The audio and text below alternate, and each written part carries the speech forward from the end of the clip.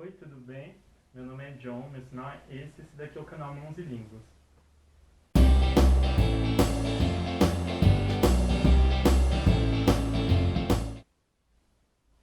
Hoje eu vou estar contando uma piada para vocês estarem praticando um pouquinho de Libras. Lembrando que como Libras é bem visual, quando você for contar piada, você precisa ficar muito atento em como que você vai localizar a sua piada, ok? Depois eu vou fazer outro vídeo explicando mais sobre piada. Hoje é só como curiosidade.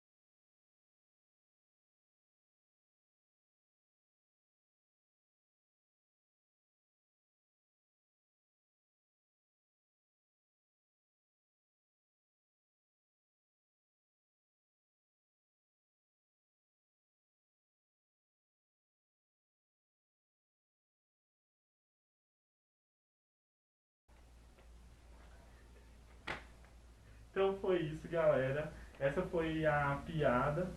Eu espero que vocês tenham gostado. Se vocês gostaram, dá um joinha aí para poder dar uma ajudada no canal. Se você não gostou, deixa sua opinião para poder saber e estar melhorando. Tchau!